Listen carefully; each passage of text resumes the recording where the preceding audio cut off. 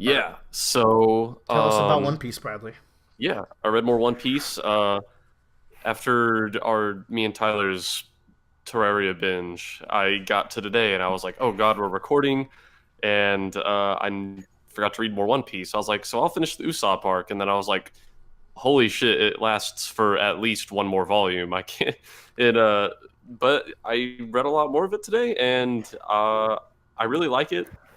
There's some things I'm kind of like, but there's some things I thought were really cool. What are you Um, about, and what are you cool about? Yeah, tell me. one thing I really liked, and I'll try to be concise about it, is Oda is kind of a genius, and A little he bit. uses really good techniques to set up the scenarios he wants to happen. Whenever the pirates first arrive on the beach for their like morning assault on Usopp's town, Oda's like, okay, I want to get at least one standoff where it's like Usopp, meeting the pirates on the beach. But then in this same crew, it's like he has Luffy and Zoro, and he's like, okay, well, obviously they're just gonna thrash all these lower level pirates. I need to figure out a way to temporarily take them away from the action so I can get this standoff I want with Usopp and the pirates. And he does this in really creative ways and ways that make a lot of sense. Like for Luffy, so what they do is I think I'm remembering. Usopp is like, oh, let's go oil up the beach, so they all slip when they try to come to the village, and they do it, and they're like, wait a minute, the pirates are on the other side of the village, and They're on the he's like, other beach. yeah, he's like, I just kind of assumed they'd be here because this is where I heard about it. And then, Fair enough. yeah, and then so Nami slips in the oil, Zoro tries to save her, and then he ends up not being able to get out of the oil for quite some time. I do really like that part. Which it's a really comedic way to temporarily take him out of the action. And But it's also nice because Nami is the one who like uses him as a stepping stone because she's like, "Oh shit, they're gonna get to the treasure or whatever," and she like pushes him down to get above him. It's a cute little character interaction between the two. So like Nami to do that. Like you would expect Zoro to try to help her, and you would expect her to be like, whatever. That small scene, thinking about it, like really kind of emphasizes a lot of those characteristic points. Nami kind of being very treasure centric, Zoro having the biggest lack of a navigation of direction God, ever, he's terrible. and then Luffy kind of just being A big goofball, dumb idiot, Yeah. big goofball. dumb pistol. For But Luffy, at the same time, like Luffy has a really reasonable answer of like, well, they were talking about it here, so I assumed it would be here. It's like, yeah, okay, I can see why you would think that. Yeah. Like, it's not too terribly dumb, but at the same time, and then so to take Luffy out of the action after Zolo's caught in the oil, it's like, okay, they're on the north side of the island. Zoro. Cool. So they all start Hold running. on, let me Luffy's just- way faster. In event, he gets separated, and he's like, wait, I don't actually know which direction north is. And that's another thing that it's just so like Luffy. Yeah. And it allows us to get the cool standoff where Usopp confronts the pirates. And it's really nice. He's super out of his element. Nami's also there kind of helping, you know. oh, this is pre-Baton Nami too.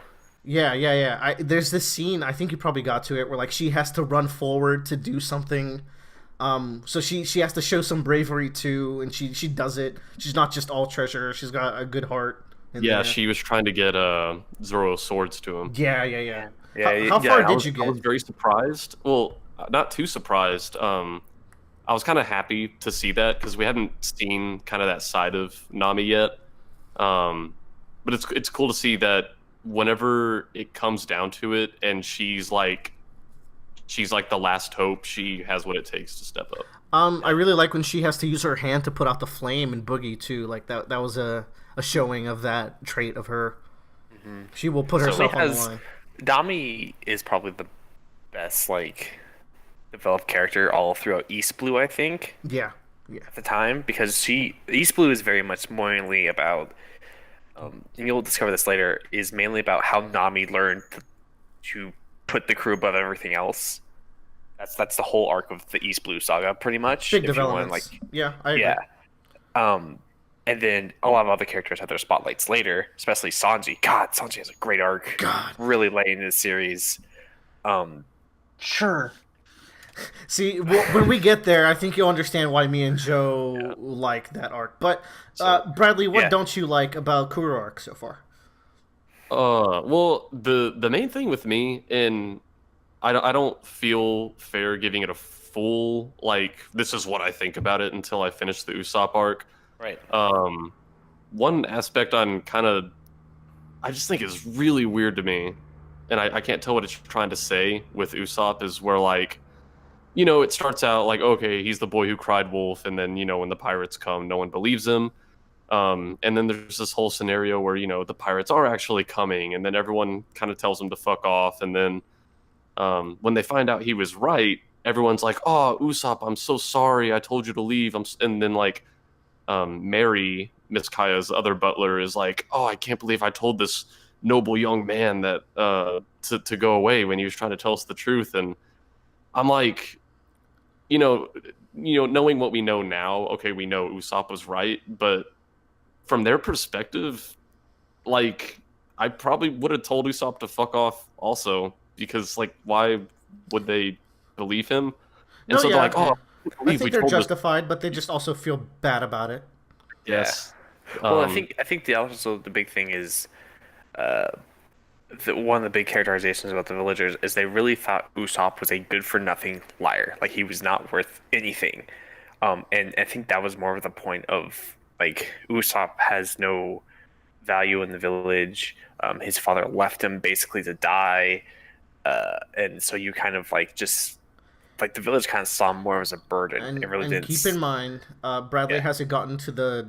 There will be more stuff on Usopp near the end of the arc. Yeah, that's what I'm saying. I don't want to give it a final judgment until I finish. No, I'm not trying to spoil anything, but it's like, but that's kind of the more of the point of the villagers is less of like he's a liar, more of like people don't respect him, like, and they never have, and Usopp kind of played into that stereotype. Like he felt like he himself had lied to himself that he was useless. That's kind of the idea of that. Oh, I'm a good for nothing, so I should act like a good for nothing kind of deal. And that's why he really cares for these kids, is because to them he's everything. That's why he really goes hard on like the Captain Usopp thing. Yeah, that was one thing. Is like, here's the thing.